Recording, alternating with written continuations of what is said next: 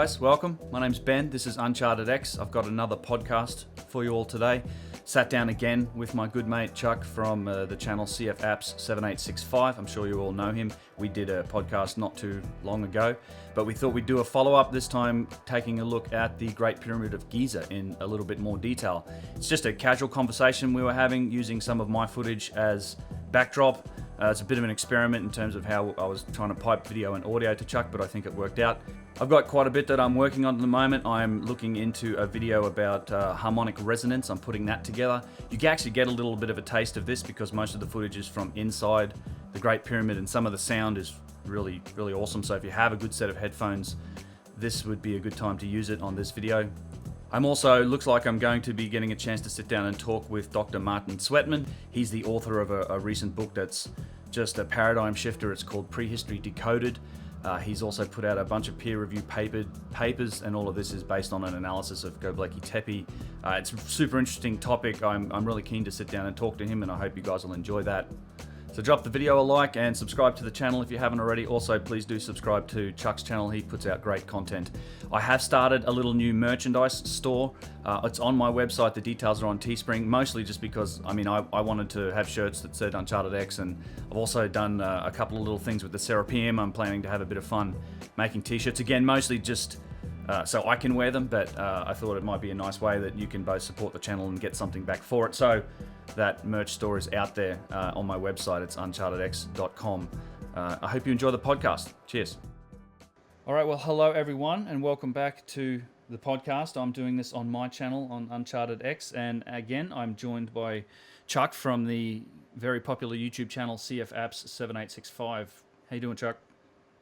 Glad to join you tonight, Ben. Yeah, it's a nice one. We're recording this on a balmy Thursday evening. And we thought what might be a nice thing is to get into some more detail. I know we did one of these earlier and we kind of ran over some background story and how we got into it, but a bunch of feedback from people said that this is great, let's do it again, which is what we're doing, and maybe look at some more topics in a little bit more detail. So we thought let's do that and go with one of the topics that's always near and dear to everybody's heart, which is the Great Pyramid at Giza.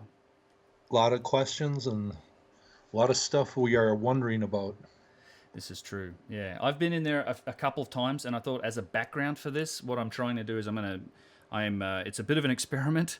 I'm screen sharing with Chuck. I am looking at some of the raw footage from one of the trips that I've had there, and I'm also piping audio to Chuck. So hopefully we're going to look at some of this footage in the background from a visit there, and we can use that as kind of a springboard to talk about the various topics as we get into and look at the Great Pyramid. One thing for me that one of the reasons I wanted to do this topic is also just to mention Matt from Ancient Architects. He's done a couple of videos just recently on the Great Pyramid, on a couple of aspects of the Great Pyramid, things that I've actually seen and I have some footage of that is quite interesting. So it's kind of also a follow-up to some of the things that he's looked at recently. A lot of us watch Matt's videos. Yeah, he does a great job. All right. So it's just initially coming into Giza, I think I just have a couple of clips here. So as you approach the Great Pyramid, maybe we can pause it and look at some of this as well in a little more detail if we want to. But one of the things that people always think about, I think, is the front entrance to the pyramid, and people look at it and look at these beveled blocks or these triangular blocks that are in the front of it and think that's the front entrance. That isn't actually the way that people gain an entryway into the Great Pyramid. You actually gain access through this thing called Mahmoud's Hole, which is slightly down and just to the right of it. You can see there with the man standing in it, and we can kind of zoom in and take a quick look just for scale. This is actually what's known as Mahmoud's Hole, which is the way that we gain access now. Have you ever contemplated climbing the pyramid, or is that just kind of a risky business? So it's an interesting story. I have. I just think we're a little too late in time. I think it's certainly been possible to do, and I think it's still probably possible to do. You run the risk though. I mean, there was a couple of years back, I remember a kid climbed it with a GoPro on his head, and it was right. a great little video. But I mean, you're definitely going to get yourself thrown out. Certainly of the Giza Plateau, if not the country itself. And for me, I'm like, oh wow, okay. I'm not sure on the profile. I mean, I just wouldn't want to risk the the wrath of the authorities by doing that. Although, I mean, plenty of people have climbed it. Graham's Hancock's climbed it a couple of times. He has this Right. lovely story about seeing his, I think it was his grandfather's signature. Right, like 1916 or something like that. Yeah, Right. incredible story there. Yeah, and by all accounts, it's a beautiful view. I'd love to climb it. I love actually climbing mountains. I've climbed Kilimanjaro. I enjoy mountain climbing. I'm doing a backpacking trip to the Grand Canyon pretty soon here. But yeah, I love doing that sort of stuff. I'd love to do it if it was an opportunity to do it. But yeah, I think the only way you can do it these days is very sketchily. Right, I assume maybe at night and You're right. Yeah. maybe yeah. Meet us here at 4 That was- o'clock, and we'll just run around and bakshish all the guards, and away we go. But that's Right. I mean, you could get a lot done in Egypt with that that methodology, if you like. Like it's possible. Sure. Everything has a price ultimately, and I'm sure for the right money, you could probably still do this, and it would cost you a pretty penny, I'd imagine. But it's this is the one thing, this is the one thing I think people are looking for, and they would probably be like pretty keen on trying to stop people from doing this. Yeah. Honestly, if I had to burn, just as an aside, if I had to burn my, wish list dollars in terms of getting into sea stuff, this probably wouldn't be what I'd choose. That's an interesting topic, actually. What would you go and choose and look at if you could look at any aspect of ancient Egypt? I'd choose something different to getting on top of the pyramid. I think there's a lot more interesting spots to look at. Sure, sure. But that's something I've always wondered about since I've seen Graham's pictures and his story from up there. I wondered if that was even possible today. Yeah, it's you'll get an offer. There's a lot of you get approached. There's one thing's for sure. I guess the locals aren't shy in coming forward with their proposals for either various wares or activities when you're in Egypt. And ever since sorry. That view right there, I'm going up to Red Rock Canyon tomorrow, and there's a lot of cool places to climb. But right there, I'm just thinking I want to scamper up that thing right there. Yeah. It looks very climbable, and it is. I think, Graham actually tells you the story about the best way to climb it. I'd love to too. I wish they would allow people to do it, even if it was guided. I mean, they could make money doing this, and you're not going to hurt it. I mean, imagine there's some risk. I'm sure there is. You could clip a line in. I guess I wouldn't mind if you put a line on it, but don't take 1,000 people. Make it expensive, I guess, and make it a special thing like they do with some of the tombs in the Valley of the Kings, where they'll only open them up. But sometimes I've seen permissions. They'll be $100 or more, which is way more than. I mean, you can go on the Giza Plateau from memory. It's been a couple of years, but you go to the Giza Plateau. It's $20. It's like $10 or $15 maybe to get an entrance to the Great Pyramid. Just a ticket, but if you go to the Valley of the Kings at some point, you can get some entrance to some tombs. They're hundreds of dollars just to get in there. Thankfully, at least they're letting people film now. But those look aged. Don't they? Yeah, that's the other form of limestone. And actually, that's interesting. I think I walked right up here. This actually goes. I forgot I did this. Actually, let me just change something real quick. Where we paused resolution full. So yeah, this goes up to those angled blocks that you saw from a distance, and this is an interesting area because this was where the Scan Pyramids project detected a void. So behind this wall, and this was always long suspected as being the wall. And there is a passageway that comes down from there. You actually see some of it from inside in Mahmoud's hole, because they dug behind this, and I think a story goes, and I'm not 100% familiar on this, but a story goes they heard the motion of a rock or something moved, which gave them the clue on where to dig and to mine into the pyramid. But there's actually a passageway, and I believe this is where the subterranean passageway comes out up here, but you actually intersect it through Mahmoud's hole to get into it now, and you can see the granite plugs that are in the passageway that I think lead up to this door. And I think there's supposedly, because there's a void there may well be a room behind there. And I think that's what Matt talks about. There's a block in between these angled blocks that maybe we could drill through at some point and figure out. There's a lot of room in that pyramid for other things to be found. Now, I've never been to Egypt, but I've been inside the Luxor pyramid here on the Strip, and that is all open. That is 8 stories smaller than the Great Pyramid. I mean, there's 1,000 rooms in there, and 4 nightclubs and a Oh yeah. dozen restaurants and a huge casino. And I just can't even. I mean, it just blows me away, all the It's space that I can conceptualize inside of the pyramid, and just the little amount that we have still found. I think there is a lot to be found still in that place. Yeah, I absolutely agree. It's a huge area. Like that's the one thing that you don't until you get to Egypt and you are rolling through the city from the airport, probably heading towards Giza. And the first time you see the pyramids on the skyline, because you sort of it brings it home just how massive these things truly are. Like giant structures. They just Right. tower over modern skyscrapers and buildings. They pale into insignificance and just walking around it, it is something else, and it's so steep. It's just it's quite Right. and And to I think when people talk about sites like Abu Ruwash and Zayat Al Aryan that mm, are 4.5 or 2.9 miles away from the Great Pyramid, and they kind of state it like they're a distance away, but if you're 3 miles from the Great Pyramid, it's right there. right, yeah, Correct? yeah, you see it, yeah. Yeah, I mean Yes. it's on the it's a dominates the skyline from a long way away, and particularly just seeing it driving through the city. But from those other sites, you see it. I mean, you see it from Abu Sir, which is south of Saqqara, just slightly north of Dashur. But yeah, Right. that's. Go ahead. I remember Carmen Bolter up at Abu Rawash and looking south, and you can kind of see the line of each pyramid Yeah. site from, all the way down almost from Abu Rawash. You can. It's an interesting. Luke and I talked about it once or twice as well. You can actually see from each pyramid site. You can see the other pyramid site that's next to it on the skyline, Uh-huh. and you can actually the Great Pyramid is the one that you can see a little bit further away. Giza is the biggest, obviously, but I Uh-huh. mean the Red Pyramid is not far off it. But it's a weird thing. So from every side in that pyramid belt, you kind of have this visual distance, and on the horizon you'll see the next pyramid site over. So from Dashur, you can see Saqqara and the Step Pyramid, and from there you can, well, in between there is Abu Sir, Abu Ghurab. You can see both. You can see north from there to Giza, as well. So All those places are almost individual topics in themselves. oh, aren't they? Yeah, I am planning on getting into all of them.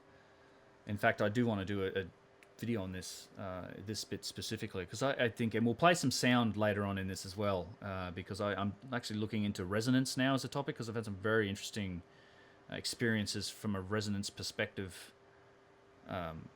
in a lot of these sites, and particularly in some of the chambers around on the Giza plateau. Some of these chambers generate standing waves. It's just incredible phenomenon, and you can tell from some of the sound. You'll get some of it in this that obviously the acoustic properties are pretty astonishing inside these structures. Whether or not it's a functional or deliberate thing is highly debatable. Everybody's got an opinion on it. There's a lot of research being done in that area, which is encouraging. I think that's really the only path towards getting an answer. We've just got to do more research and figure it out. Yep. And my research into the pyramids and everything that this lost civilization did, if you want to call it that, I think this place had multi purposes, and Yep. I think it could have had a function. I think it could have had symbolic meaning all wrapped into one. Yeah, I think it ticks a lot of those boxes. To me, there's got to be something functional about it. I think it's got an extremely nuanced history. I'm not even sure if it was always originally a pyramid. Maybe it was part of the Right. internal structure. Maybe that had a different function. The pyramid might have come later. You might even be talking about multiple episodes of what we would consider reasonably high technology civilizations. It's really hard to say. So you can hear this, Chuck? Yep. So this is just strolling through Mahmoud's hole. It's a little shaky because they take all of the fancy gear off you the second you walk in. But they tell you no filming. I mean, we're just tourists, so we just whip out the cell phone. So when you go in here, is this the mound on the natural mound that he is coring through, or are No, these these are blocks in here, or what? this is all cored through limestone blocks. So these are all masonry blocks, the masonry layers. Okay. So if I back it up to the entranceway here, so this is, you can see where it starts here. These are all masonry Right. blocks, and you can get an indication of just how big they are. And some of this limestone Okay. isn't soft limestone. Some of it's actually a different type of Sure. limestone that's quite hard. There it's noticeable, but once we got in, it almost got indiscernible. Yeah, well, I think the work on the inside isn't as precise as the work on the outside, but this is still just all blocks of masonry that have been Okay. cut through, just hammered through, I believe, manually. I'm But going to it's be a long, asking you questions. I've never been there. You have, so. yeah, check it out. It's you can see some of the blocks, and I think there's been a lot of work been done in here. It's a little shaky, but that's a big block. I think there's a line in there. Yeah, it's all. I saw one seam there. And I wouldn't be surprised if it's been plastered and cemented over just on the wall. Sure. Like This is very old. This is very old. are we making some jokes with Yusuf? Yeah. So this is the junction area. I also have a video for this.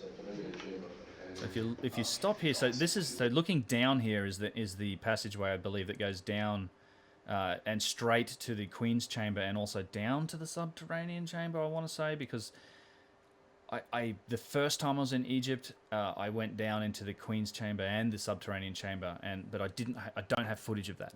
I have some from the descending passageway, but this was from a visit a couple of years after that, and we only had access to the Grand Gallery and King's Chamber, which is what normally you have access to if you go and visit the pyramid. They don't let you into the other chambers unless you have special permissions. So this is the plugs towards the front main entrance, is it? Or this is the granite? This isn't granite or lime. This is limestone ahead of it. The front one Yeah. goes from there. Does this intersect? This intersects up into the. Yeah, clearly I was just as confused about it then as I am now. I imagine once you get inside of here, it's very kind of confusing. Yeah, it is. It'll clear up in a minute. I'm just trying to figure it out with you. Right here? No. This comes up, or does this go It goes towards the all front? the way to the top. We can never understand it. Because this, in my opinion, is more functional, of course, than anything else. Right. Right. That's the Chris Dunn. If you entered from the main door, you would never think that there is more here. Right. Because this will only lead you to the subterranean chamber. Hey, did you when you went? Yeah, there you go. So he says if you enter from the main door, you will never know there is more here because the main door only takes you to the subterranean chamber. Okay. So then this is, and it is quite remarkable that somehow they tunneled into the junction between these passageways, which, you know, we were talking earlier and you said that maybe this was, Mahmoud's hole was a method for people to get out of the pyramid, which it seems to me that that's a strong possibility just because this is the junction between these passageways. It's a weird coincidence that the one hole you drill into the pyramid, you somehow miraculously kind of hit the part that connects all these different areas together.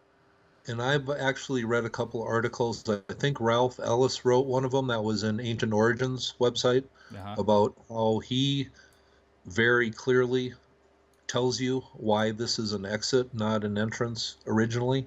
Right. But I don't know. That's all up for speculation, I guess. Yeah, everything about this place is it's Right. hard to pin anything down. You would have done a lot more actually of that type of research than I have. I've read a fair bit about it, and I like Chris Dunn's approach to it, which is very much like an explanation for the different features. To Peru, did you go to further north? It's kind of harder to get to.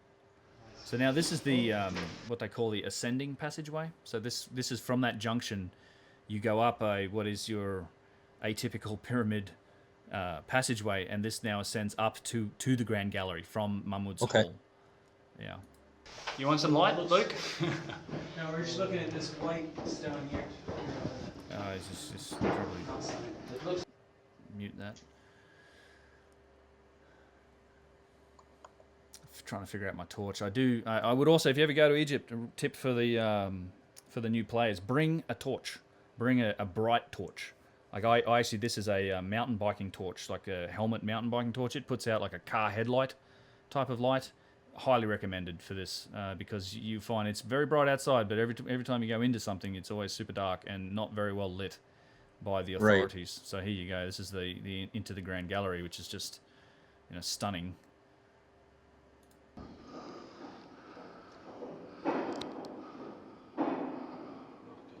Somebody's coming. Sorry. Yeah, we just had to pause. There's some other people coming. So Now, that up in this area or Yeah. anywhere, do you see anything that would even be considered graffiti from the dynastic Egyptians? not from the dynastic Egyptians. There's plenty of graffiti from other people. Yeah, There's lots of I've seen a lot of that. Yeah, but nothing in here. No, nothing that I've seen. It's really bizarre how there's this absolute lack, and we can talk about. When we get to the end of the Grand Gallery, we can talk about the one piece of what they say is hieroglyphics in there. But I think there's a decent chance Howard Weiss had it done too. There's nothing. From what I understand, and you probably can tell me whether I'm right or wrong. But wasn't the outside just covered in glyphs? Wasn't the original casing stones just either plastered over and covered head to toe in hieroglyphs? That's kind of the legend of the place, and there's legends of this place, and then how much do the legends relate to true history? I know a lot of people have discussed that, and I made a video that talks about exactly where the casing stones went, and I've never heard of anybody finding any old hieroglyphs or any report of the blocks or drawings of them with the hieroglyphs, so that's a story that's kind of out there and unconfirmed. Right. Well, for sure, I can tell you there's nothing on the inside, which is not the case in other places. Wenice's pyramid, obviously the pyramid texts, and anywhere that was actually a tomb, the Valley of the Kings, a place I've also been. There is just everything they could get into was covered in writing. So which leads me to, and I obviously can't prove it, but one of my strong feelings about this place is that I don't think the dynastic Egyptians were able to get into the pyramid. I think it was there quite likely before their civilization arose, and it remained sealed up throughout their whole period. I mean, I think there's a good chance of that, because anything they could get into, they used as tombs. Yeah.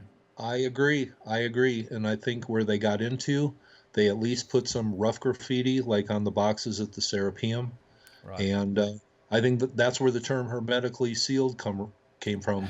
Yeah. Tomb of Hermes. Yep. So yeah, this is the, and I'm sorry about the footage. I'll flip over to Luke's phone. He has he had a high quality phone, but I want to point out one other thing. This is at the base of the Grand Gallery here, and you actually see there's a door that shuts here, and I believe this is the well shaft that leads down to the grotto. That's here.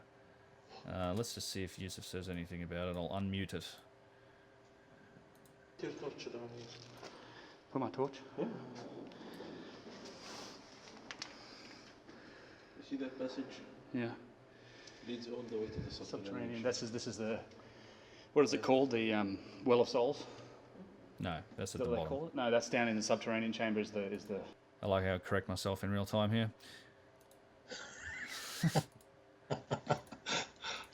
One story, and it's very ridiculous, that when they were sealing the subterranean, they made a passage for the people to come out or something like that. Nobody understands the function, but it's carved in the bedrock. So that's, Yusuf was saying that some people say that whole well shaft to the grotto was a method for people to escape out. But the interesting thing about this passage is that it drills down initially through the courses of the pyramid, but then it also continues into the bedrock and connects to the subterranean chamber. Oh wow! So it's not the only passageway that's been drilled through not just the pyramid but the bedrock itself. Yeah. I think I told you when we met with Zahid Weiss after this thing with Grand Income. Yeah. I went in at that door. Yeah, we're talking about another thing that's in here in the gallery. Let me flip over. Now let me ask you this while you're flipping. Mm-hmm. When you get inside the Bent and the Red Pyramid, do you notice similarities because they have a similar type Grand Gallery? I know we're going to talk about that in a later video, but do you notice similarities? For sure, yeah. And I've not been inside the Bent Pyramid, but the Red Pyramid a couple different times. Apparently, you can now. I think it's difficult to do. It's like the getting under the Step Pyramid, also quite difficult to do. Sure. But the Red Pyramid, absolutely. The Red Pyramid has it's actually one of the best pyramids to go visit, I think, because there's very few people seem to be out there. Every time I've gone in there, it's been really just us only us on the site. It was really just us at Dashur, which is a surreal experience. There's like 4 people Right. walking around there, sure. But yeah, descending passageway that comes from like a more traditional entrance up higher. It's in the same sort of spot as on the Great Pyramid. That entrance goes straight down, and then you have this a giant corbelled ceiling. But it's not as grand as the Great Pyramid, and the ceiling and the room in the Red Pyramid is horizontally level, versus you have this ascending great. This is actually, so this footage here is walking up the Grand Gallery in the Great Pyramid. But in the Red Pyramid, it's both not as long and flat. It's flat. It doesn't have this angle to it that this room does. But this is a pretty surreal experience being in here. I like this little clip of me actually. This is that torch that I was playing with.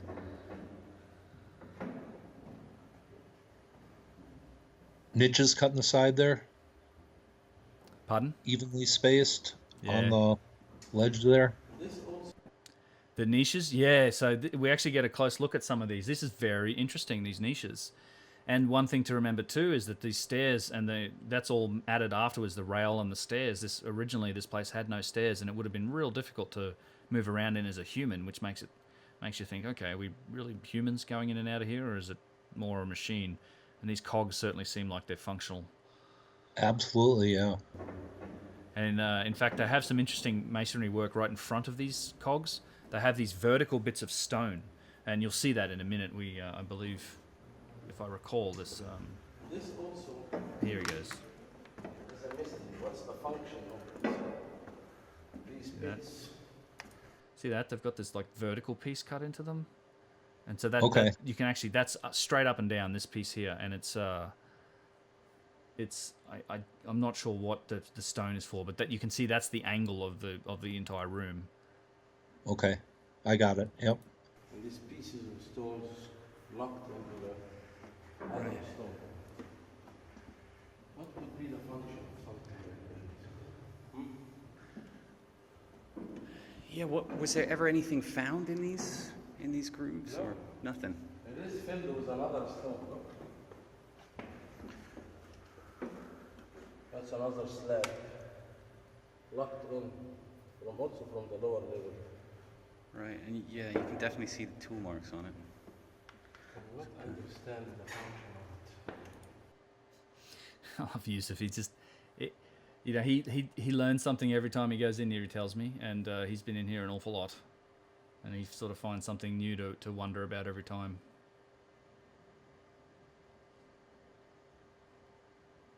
That's pretty darn cool. So this, at the end of the Grand Gallery, is also where the entranceway at the very top left-hand corner up there.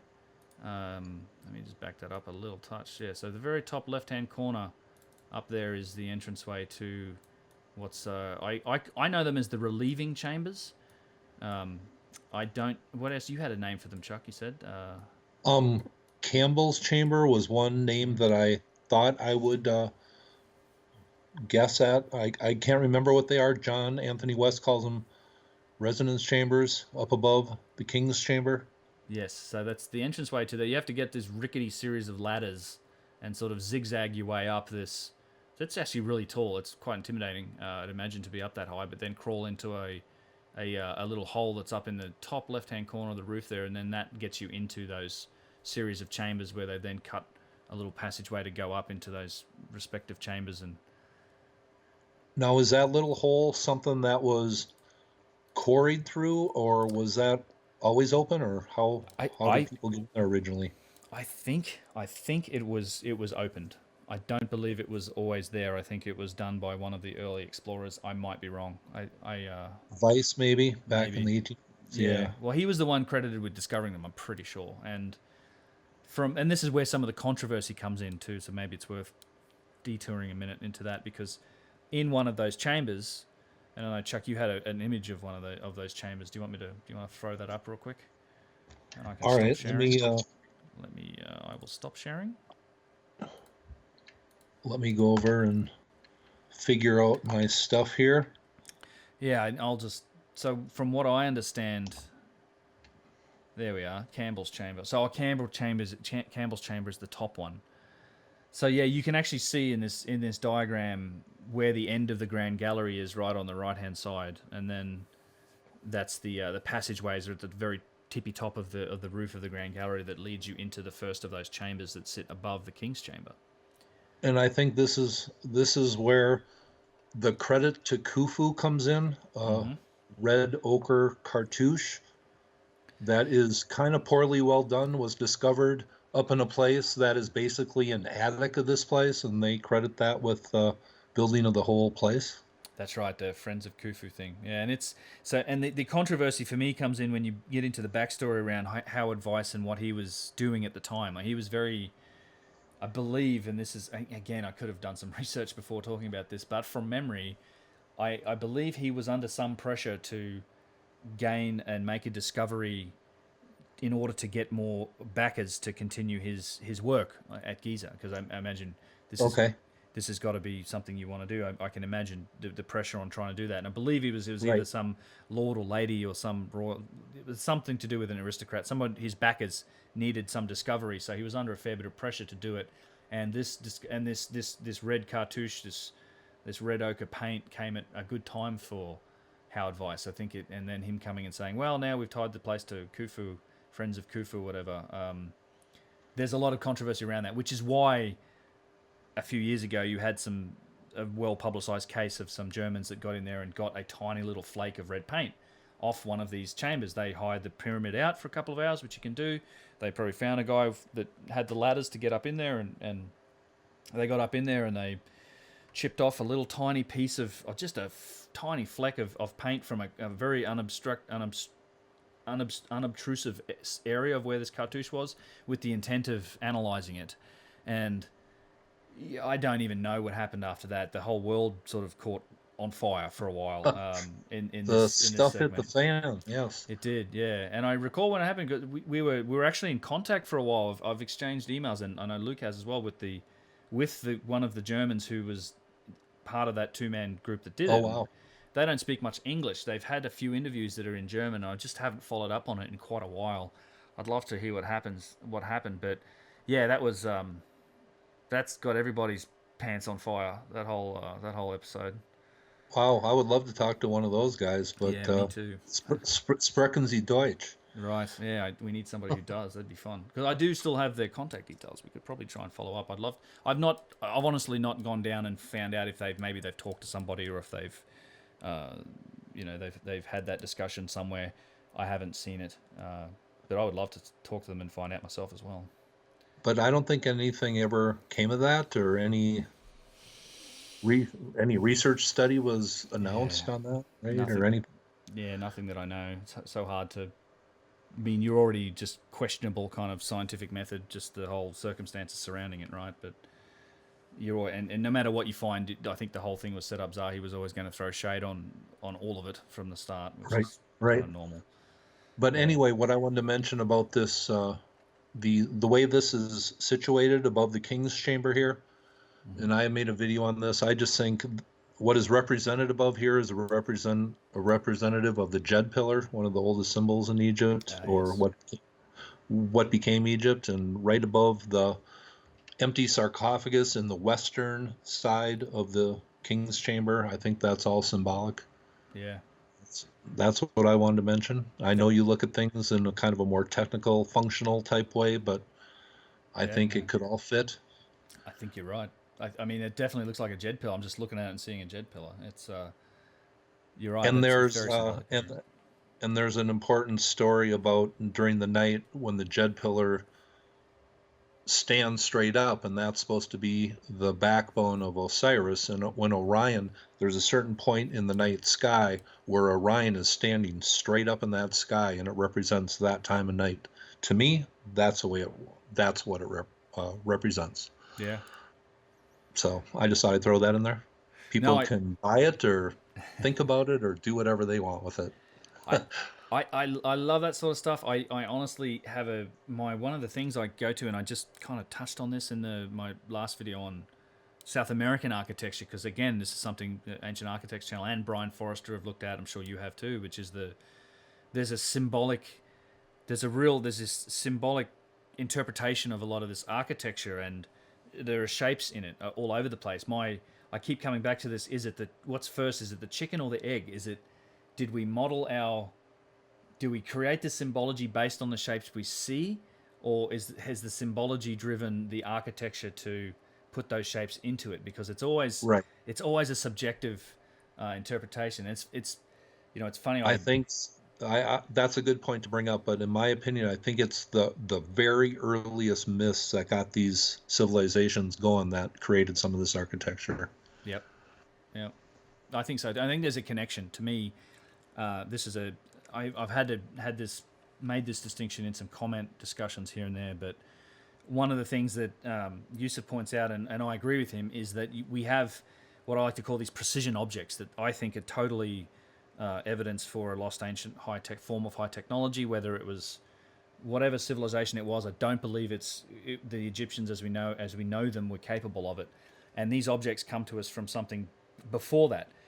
Some of those objects include the statues, and those all have a very descriptive...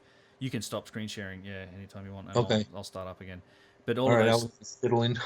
it's all good. And I think those statues...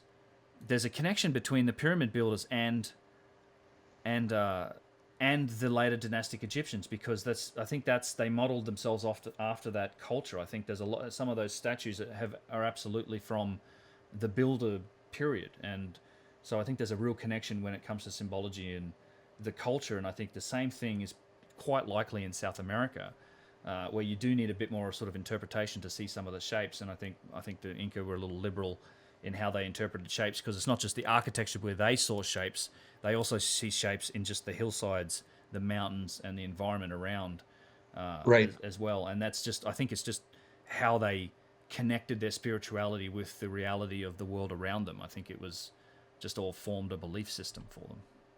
Right, a lot of that up in Mexico too, with the Olmecs and then the Mayans and whoever else. Exactly. Yep.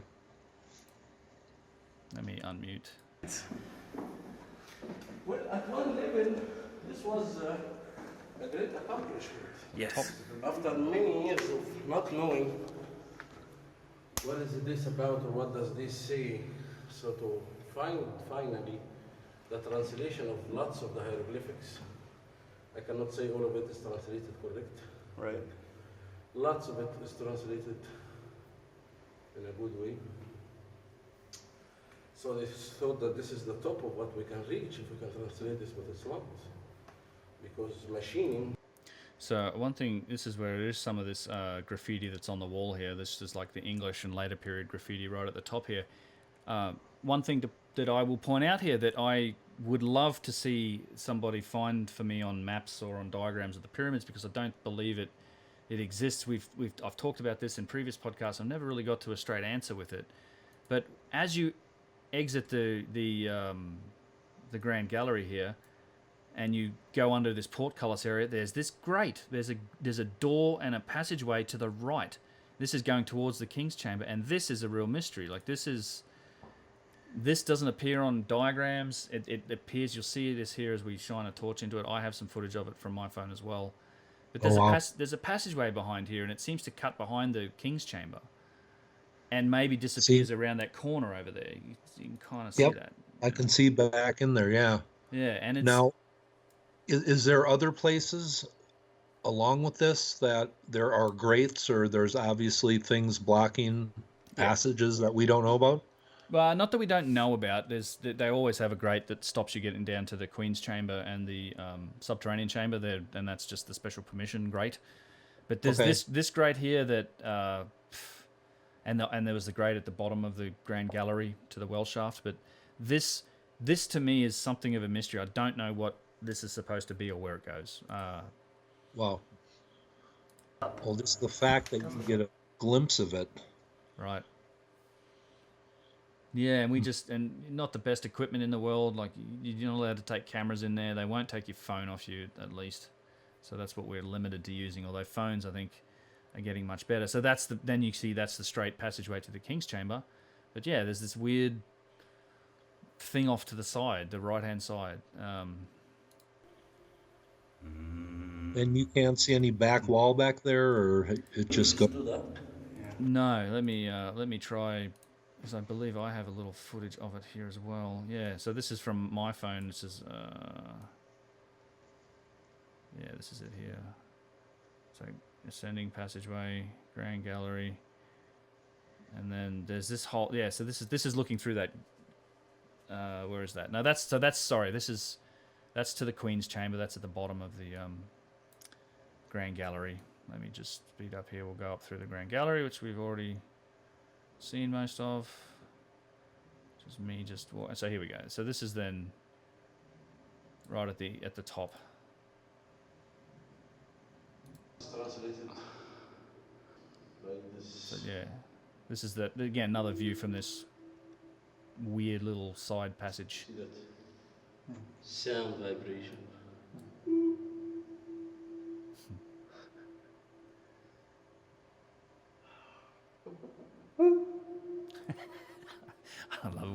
I love that when Luke made that little peeping noise. In here, if you stood up. Yeah. So, yeah. I imagine the sound reverberations in there are like no place you've ever been into. Yeah, so there's a little. Let me play this a little bit because I think we play with that a little bit just here. So if you can hear that fine at your end. Yep. Okay, good. You see, there is a knob like horizon blue. Yeah.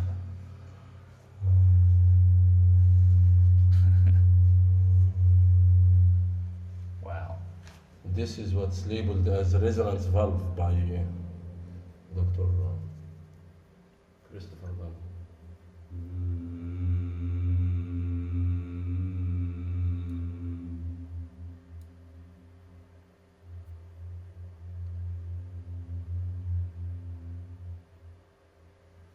Cannot be just a coincidence.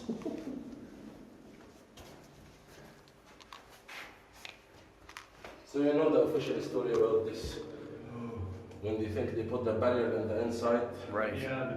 and then they moved, and then there used to be wheels or like with wood and the ropes.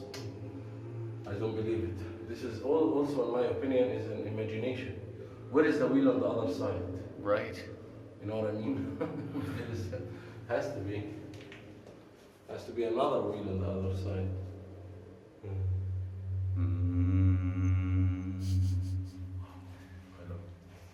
And this, if this they think it's for sliding, but what about this? This definitely, or not definitely, it's not like professional now so far. But this looks like what can also be functional as vibration, sound resonance.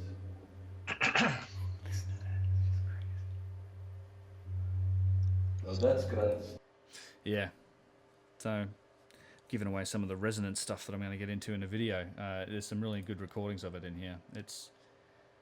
I have a better microphone. I've never seen that right there. Yeah, so that's in the portcullis area. Yeah. Yeah. I'll keep it playing. I'll just cut the volume for a second. So this is in that standing area in between and just in the little horizontal passageway leading into the King's Chamber. Okay. Now, is all this granite here that we're granite. seeing? Yeah, all granite, and so was that channel pattern. That was all granite. And then this is... Now, do you see any evidence of any kind of burnt material or soot on the ceiling? How do you think they saw in here? There is some weird markings both in I do see some darkness on some of the ceiling areas, but I was just wondering. That's a common question I get. Yeah, and so I think if I go back and look at some of the footage, maybe we can do it again sometime. But it's as you come out of at the top of the Grand Gallery, it's almost as if the stone's been discolored. It almost looks like there was a fire. I mean, just in terms of the coloration of the stone as you progress out of the granite area and into the limestone area. Fire. Yeah, like fire, it almost heat. looks burnt or heat, perhaps. Yeah, it looks like it's been heat treated. The stone looks vitrified, and a lot of this stone is all vitrified to me, as in it has that shiny surface, very similar to South American architecture, but that's also a common finishing technique that the builders seem to have used. And then you're not talking shiny like the Serapeum boxes. No, not that shiny, but smooth and reflective still. Like does. Right. See the lights? See that there? Like Yep. just that little moment there where you can see the torchlight reflected on the wall. Like that's not natural for granite. You have to either the stone is vitrified or it's polished to some degree, but it's not the mirror finish that you find in the Serapeum. Although the granite box is quite high quality. This is funny actually. So this is the shaft. And did you know that now the Madame photos in the Egyptian museum? They're very important. They go to the museum. Just give us a little torch here, mate.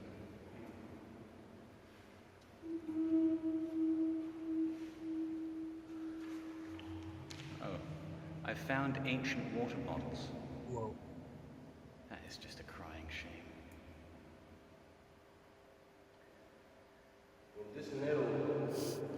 Isn't that cool? Like those shafts are just nuts, and I'm getting blown away looking at this here. But is there a seam below the shaft and then not one above? Is that what I was seeing? Yep. It's actually it's cut into these two blocks. Okay. Here, and then it sits right on. It's basically formed from these two blocks to the bottom, and then it's the top block sits on top. Oh. And you can see how deep it goes. There's the seam back there for each granite piece. There's 70-ton granite blocks. You know, this is All the way to the surface outside. How many blocks were used? Now is that? Do you know what side of the King's Chamber that is on? Right off the top of your head. that one's on the as you walk into the right hand side. That's the square one, and on the left hand side has the fan in it, and we take a look at that too. That's a big round hole. Is that opposite the sarcophagus, or is that on the south wall then? It's here. I'll show you in this clip. Probably has a better look. Let's go into the King's Chamber here. Actually, no, I don't. I thought I did have. Okay. Do I? Let me Because just make sure that I'm not. I have a video. I have a video in the works where I'm going to try to explain the 4 shafts, and part of my research is which side of the King's Chamber they are on exactly. So if I back this up, this was as you come in. So as you come in, I'll pause this here when we get in. So as you come in, you can see. So there's the giant hole. Like this is where the one side of the fan is in there. We come back to that. But so that's the left-hand side shaft. Yep. Okay. And so that's the box. That's the west. The box is on the west side. That's all I know. So okay. Yeah.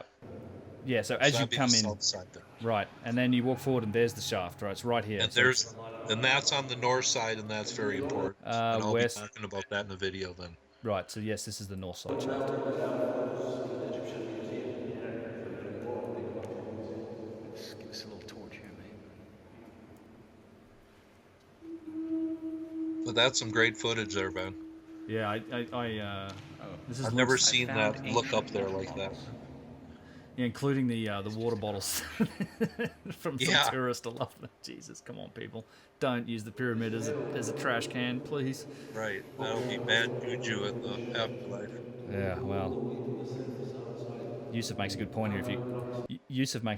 If you can understand him over the resonance in this chamber, it's such a surreal experience.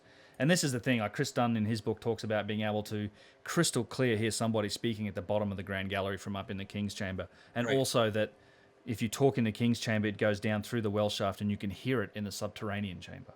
And that subterranean chamber is 12 stories below the main course of the pyramid, right? Yep, that's down there in the bedrock. And one thing I just wanted you to touch on now, you're in the King's Chamber, and it is actually, I know I've heard John Anthony West talk about this, and you just mentioned this, it's actually hard to have a conversation because the reverberation is literally bouncing everywhere. Exactly if you can, that's what I said, if you can understand Yusuf here, just over the resonance, try and do it, because he's trying to make a point about how many blocks, so this shaft that goes all the way to the outside, he's trying to basically point out, like, how many blocks does it take to perfectly carve through and design in order to get that. Like he's just trying to make a point about it, but listen to him trying to say it in the reverb of this environment. It's something crazy. I've always wondered. Yeah, okay. I have a few other clips from earlier visits where I was in there on my own and just like slapping the ground, and it just echoes for seconds and seconds afterwards. Wow. Just like, it's crazy. opening and going the shaft to go all the way to the surface outside. How many blocks were used? And if there is 1 millimeter difference or less even in each block, by the time you go out to the surface, There's no light. so imagine the challenge of this huge structure to do that, and then another one on the other side. Now, they've done something back here, right? To the floor. All this part was once open.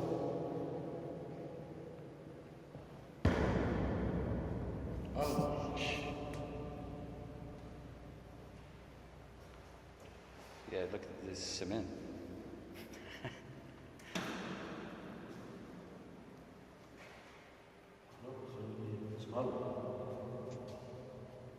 It's all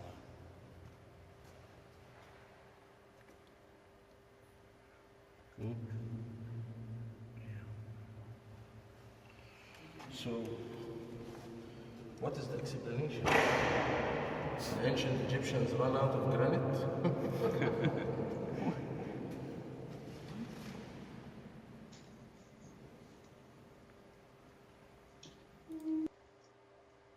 Yeah. So yeah, that's the steel plate that covers up the cavity that's in the northwestern corner of the King's Chamber that very few people know about. That just, my mind is racing. Yeah, it's interesting, huh? Let's I believe I have some footage from. Let's get to where people can stand. Okay, so here we go. This is the walking up section. I don't know why I don't have audio. Why is there no audio there? Turn off my phone here. There we go.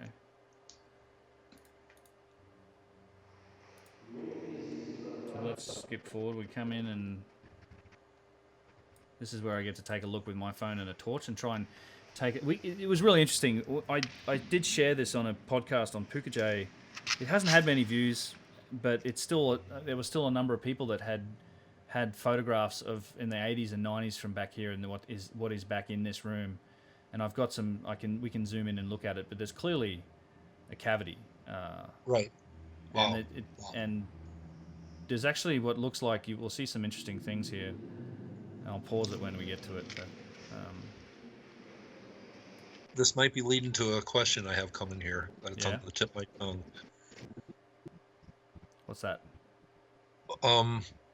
We see a lot of the Great Pyramid here as just being perfectly done.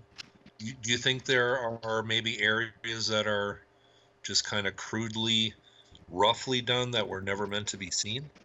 Like we see in some pyramids? I think so. Yeah, for sure. There's I know that even the relieving the chambers above the King's Chamber, one side of those granite blocks are very rough, and I know that some of the masonry as you go further into the pyramid isn't as precise as the outside, from my understanding. I think that might be. I know I've got some more footage. In your opinion, the chambers up above the King's Chamber were never meant to get into then? As far as I know, I don't. That seems like an attic to me. Just something that wasn't never meant to be gotten into, and maybe was meant to resemble something. I don't know. Yeah. But that's where that or whatever the Khufu thing was found. Yeah, and I don't think that was ever meant to be found. And if a pharaoh would have built this place, he would have put his name all over it. I think so too. Yeah, that makes sense to me. Let me try and do this again. Now, does anything in the King's Chamber look like it was done recently, just for the purpose of people coming up here and tourists? Well, this was definitely. Or is it all granite? And I mean, is there any added cement in here anywhere? Here we go. Just this area. There's definitely cement on the floor here. So here we go. This is it here. So you can see in here, like this is actually, I think that's a piece of angle iron in there. Okay. There we go. That's a piece of angle iron. And then, but to me, what the mystery is, it's this wall here looks like it's finished rock. Like it looks like it's See there? I don't know what that to me Yep. looks like, a block of limestone. So whether or not Sure. it's, you just don't know whether this is a something that was made in the pyramid or it was something that was dug at some point later in the past. I know this was excavated at one point, and it's Do I since see been. seams on those? That's or what it is that just That's is what. my computer screen just dirty here? That's what it looks like to me. Oh, yeah. Yeah, like a seam and then a floor. And I've Okay. actually, I do have pictures from people that have been down in there at that have got some decent pictures. There's a bricked up section of a wall, so there was a further passageway, and there are diagrams. Matt on Ancient Architects has a good video looking into the history of some of that stuff, and some of the where it is on some diagrams. But there's definitely a chamber. It's just a real mystery. Like, we just don't know. But you can tell from here, for example, when you walk up, like this whole area here, this has all been concreted in. So this whole line here, this whole section along that north wall has all been removed and replaced. And you can see this here. In fact, you see Yusuf's just stamps on this, and you hear it. And then another one on the other side. Now, they've done something back here, right? To the floor. Was once open. So you stomp on this panel here. Yeah, so this is all steel. It's meant to look like granite, and you can see all the concrete in the floor where all the blocks have been replaced. Cement. And actually, the funny thing is, on the wall here, that north wall is the one block that isn't under any load. It has a block above it that's supported by two side blocks, and they think that this block is probably, it can be removed, and maybe that's how they got the sarcophagus in. The box. Yeah, but so this behind this air conditioner, one of the blocks in this wall is non-load bearing, and they think it can be removed. So Because I'm trying to remember my research, the empty sarcophagus had to be in there before this place was sealed completely up. finished. Yeah. Yep, it's too Okay, big. that is interesting. Yeah, but there is a block that is the right size, that it's in the wall here. I don't know if we have a footage of it, but if you look at the diagrams, there's definitely one of the blocks in that north wall isn't load bearing, so it could be removed without the thing falling down. Okay. That's interesting. Other features here. Let's just skip through this. There's Well, machining. Sorry, go ahead. Oh, I'm sorry, Ben. Sorry to talk over you, but I just want to say it's for the theory that this was built by the Egyptians about 4,500 years ago. That's very impressive copper tool work Isn't in it? that King's Pyramid. That's one of the remarkable feats of all time. It really is, yeah. It's incredible granite workmanship that just doesn't. This is a civilization that the Egyptologists will tell you didn't have the ability to quarry this stone. It's a bit befuddling how you can attribute that type of a civilization to doing this type of work. And actually, it's a funny point, because I was looking at some other videos in some areas around Giza, and in some of these chambers, there's hieroglyphs, and it's going to be in my next video, but Yusuf talks about the fact that they called themselves the builders of the pyramid city.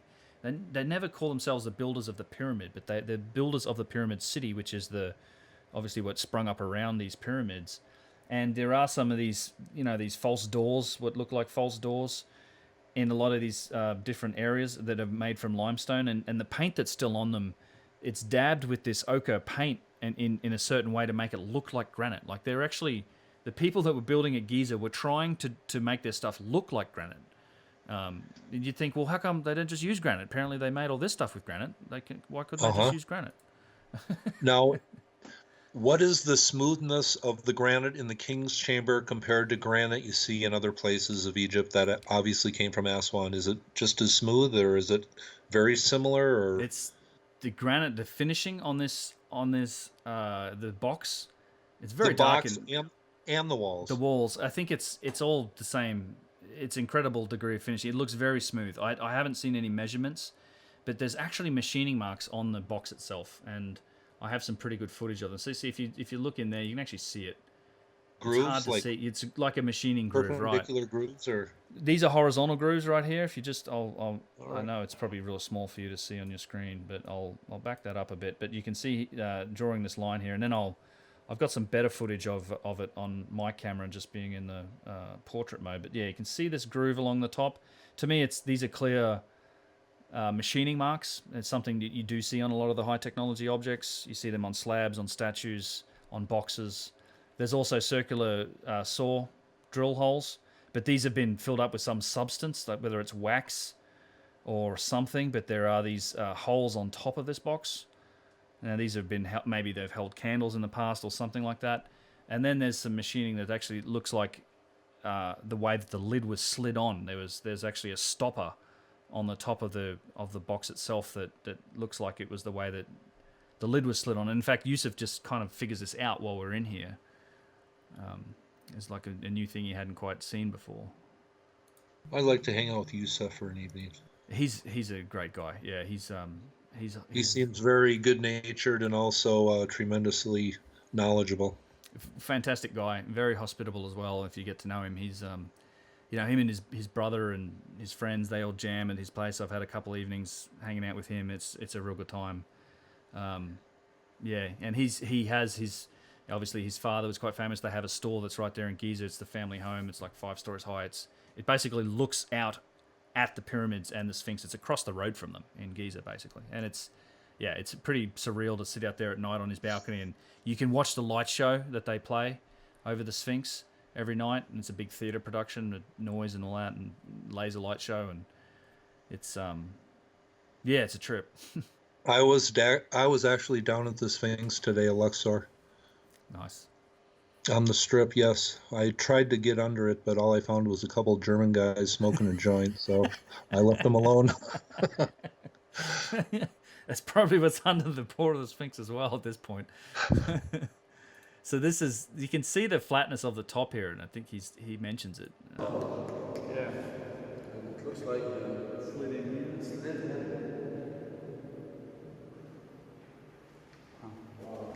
It's certainly, something's happened to this box, it's to me the box definitely, so this is, here you go, perfect shot actually. So this is from my phone, the last little bit, looking at the side of the box here. I do a lot of up close scanning with the phone, but you kind of get the idea. You can see the machining. I got it right there. Yep. So to me this is like, all right, there's something else going on back in the day, and this box is very similar to the other boxes, just a bit smaller. But yeah, it's another box site, It's as with Abu Ghraib and Zaywad Al Iran with the subterranean boxes, the pyramids seem to have boxes that aren't subterranean. To me, it's whether it's some evolution or different design of a similar technology that involved these boxes, and then you've got the Serapeum and everything else. I mean, even the Valley of the Kings, there's giant boxes. I mean, Brian Forrester showed one of those in one of his recent videos. The quartzite content of those granite blocks I find interesting, and I don't know if you've ever heard my study on magnetite and how. No. But magnetite, we have billions and billions of magnetite cells in our brain. They're these really tiny crystals. They're not cells, but they're tiny crystals. Yeah. And they are affected by the environment we are in, and if we are in an environment that is maybe kind of like the King's Chamber, it actually has a direct effect on these crystals in your brain. Yep. And one of the things that they theorize that this affects is your pineal gland. Right. So this is a thing that I've made a couple videos about in my Tuma Hermes and Tuma Thoth videos, where I don't say this is an actual tomb. It's just a symbolic tomb of knowledge, of thought, of thinking. That's kind of where I went with that video, but the magnetite is something that I've looked into, and that's kind of a very new thing that people are researching right now, and I just thought it's interesting where it might have an effect, because if you look at Brian Forrester's videos, Graham Hancock's videos, John Anthony West videos, and other people, they say that the pyramids were actually places of meditation that had an effect on your consciousness, so it's just something I thought is a possibility that was interesting to bring up. I happen to agree. It's funny because I've just been researching a bit. Like, as I said, I'm working on a resonance video because I've had some interesting harmonic resonance experiences, and I think that there's an awful lot of work that could be done in terms of researching the properties of pyramids as well as other structures in that direction. And I know that there's been a lot of people who have, and there's been some real. And Chris Dunn actually talks about it in his book, the Giza power plant. Oh, really? Yeah, and well, in fact, the whole thing's tied into resonance and harmonic resonance. It's his theory really revolves around the idea of having the entire structure, the 5 million ton structure, whatever it is, of the pyramid resonating in frequency and in harmonic balance with the Earth itself, and all it takes is a little bit of pressure to get it started. And that's how his whole resonance thing works. But there's an interesting phenomena that he talks about in his book called it's the pyramid effect. It's things like, there was people have noticed over the years all sorts of weird things about the pyramid. Things like, a bunch of dead animals that were inside the pyramid didn't seem to decompose. It turns out it's very good for mummification. Plants grow better. There's all this weird sort of correlation around harmonic frequency and standing waves that I think there's a whole areas of research we should be looking at, and some people have started to do that, and some people suggest the entire pyramid itself vibrates at a certain frequency. Right. I have not read Christopher Dunn's books, but I remember when I just first started looking into ancient Egypt, one of his lectures and one of his interviews was the first things that I ever watched. Yep. And I remember after listening to his lecture, I was just going, holy crap, what the heck is, the possibilities just started multiplying in my mind of what this place could have actually been for. And I find his work very interesting. I haven't looked into it as much as some other areas, but definitely a big part of the puzzle maybe. Yeah, I think his is the best theory that goes as far as possible to explaining some of the functional mechanism. I'm still not sure I agree with all of it, because it's still at some level an interpretation from within, our perspective on it. But it's some of the. There's a Tesla story that he tells in the book about Tesla figured out that vibration can do anything, and there's a famous experiment that he once ran where he nearly shook a building apart. And he was asked, what would it take for you to destroy this entire building around us? And he said, 6 pounds of air pressure just to get it started. And apparently he did this experiment, and he had to smash the machine to break it apart. But he basically created a vibrating machine that vibrated and resonated at the right frequency to match the building he was in, and the building started shaking apart. Like he had to smash the machine. They called the cops, and he just said, must have been an earthquake or something. But famous Tesla experiment saying that there's a lot to vibrations and harmonics. And again, it's just one of those areas I don't think we do enough mainstream research in those areas as applied to these sites. But I know we have not talked about magnetite before, but no. If you are looking into a future video, check it out, because I think you might find something you're finding that very interesting. Yeah, I will, because he gets into crystals and that because there's that's piezoelectricity, right? The right harmonic effect through crystals creates a current, and et cetera. Anyhow, and also at Sagmatar, a place I have talked about on my channel, there was I think it was a Russian team was out there, and they did some really strange magnetic testing on how it really affected the human brain. Right. And that lone site out there in the middle of nowhere, they found that.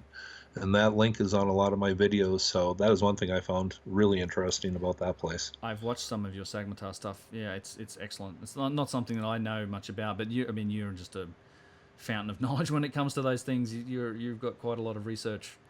Well, that place I found on Google Earth, and it took me 2 days to figure out what the heck I was looking at. That's right. That's how mysterious it was to me at the beginning. And NEXT is the other guy that turned up out there, right? Yep. Yes. So I was talking with Matt from Ancient Architects today, and he said that he's a good guy. I'd love to reach out and talk to him at some point. A lot of good researchers out there. Yeah. So there was a look at the roof. Let's just do one more thing, and we can maybe wrap this up. But I wanted to maybe take a look at, I believe, here we go. So this is the other side of the shaft. So you can clearly see this shaft behind Yusuf in the wall. And by the way, we had a look at the ceiling there for a minute, which is just spectacular in this chamber. Just to think, they lifted those blocks. They're already 100.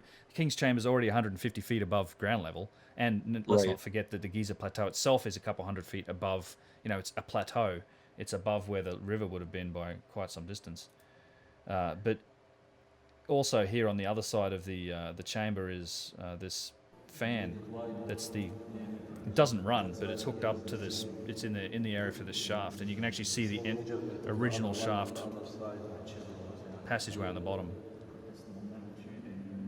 Are we looking? So we're looking just up then, South. We're looking under the south wall, opposite side from the shaft. under the south wall. Okay. At the south wall, this is the other side star shaft, and you can see the original size was probably the same as what was on the north wall, but this has all been hammered out for some reason, and they've Sure. shoved this fan in there, and I'm trying to get a look behind it.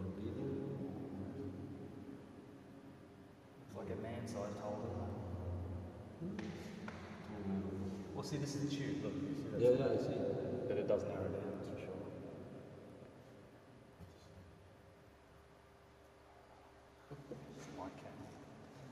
Look what we did. Yeah, and none of the electronics in there seem to work.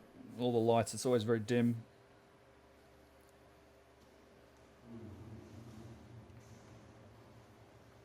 But it's a cool place to hang out. I've had the chance to be in this chamber for 45 minutes on my own on one visit. That was pretty special.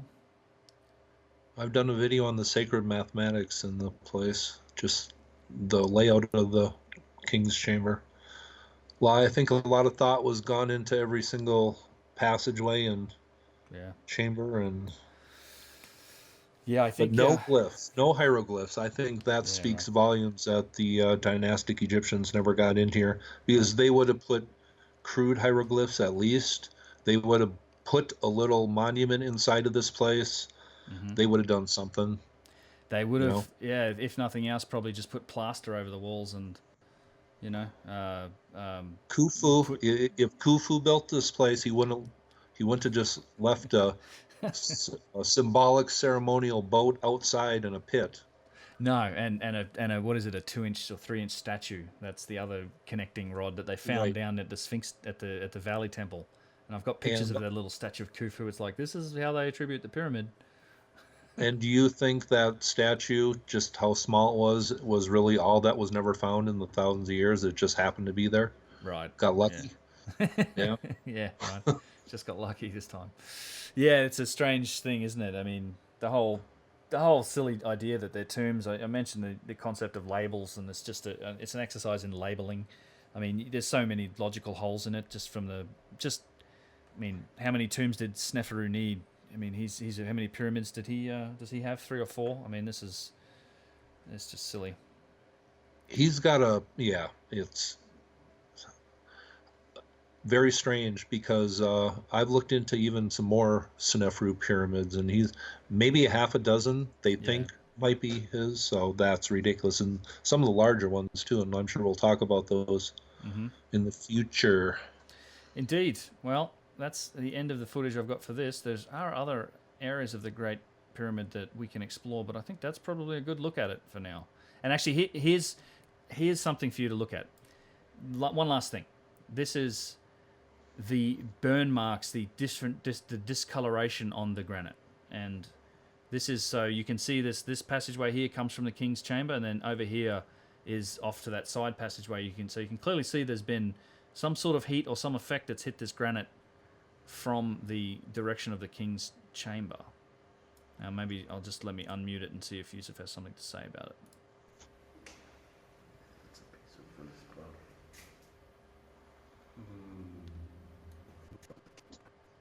Maybe, yeah.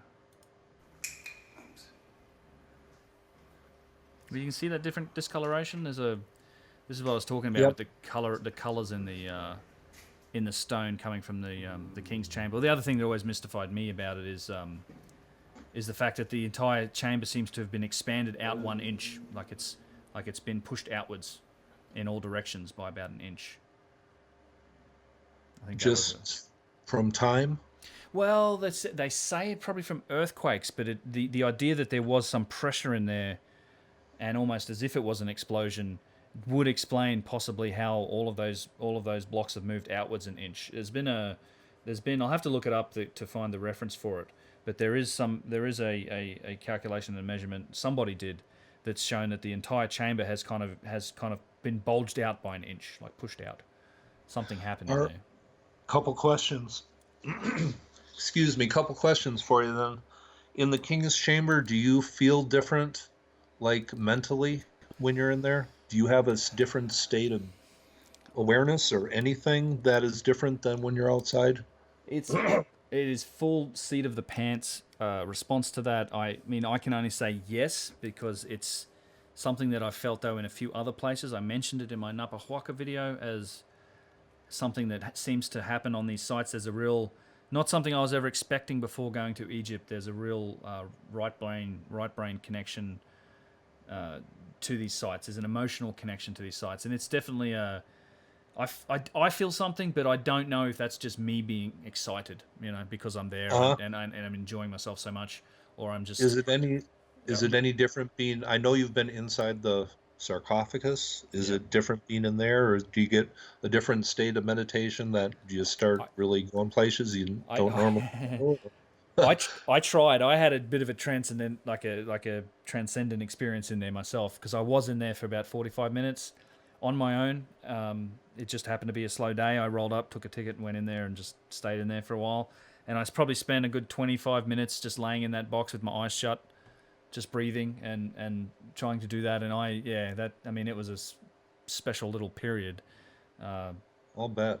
But yeah, it's hard for me to it was subjective. It was all my experience. Certainly other people have had experiences like that.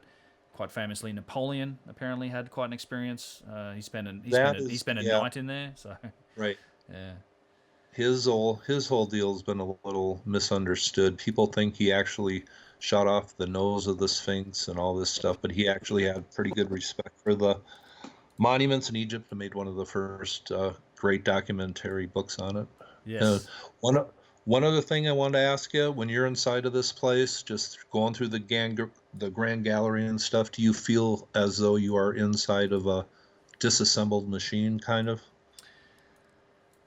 It's hard to say that's the specific feeling of the place, but it definitely feels.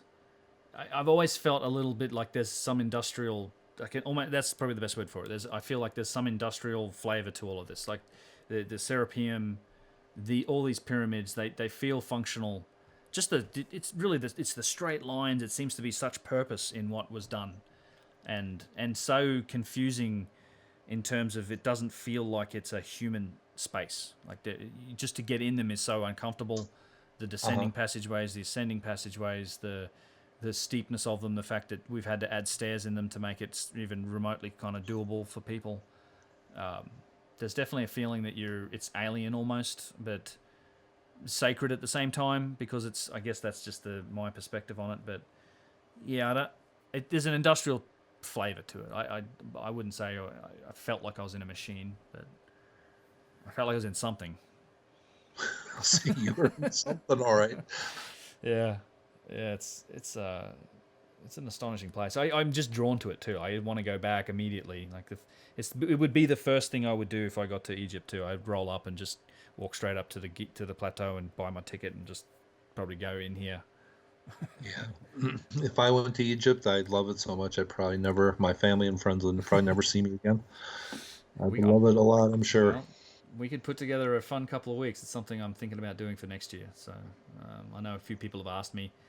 But maybe I'm sure, and again, we could use Yusuf is a great guide for a group, and we could definitely put together a fun trip. Don't tempt me, Ben. Tempt me. A little ways away, but something I'm thinking about. Cool. That was fun. All right. Well, that should wrap it up, huh? Indeed. Yes. Thanks for that.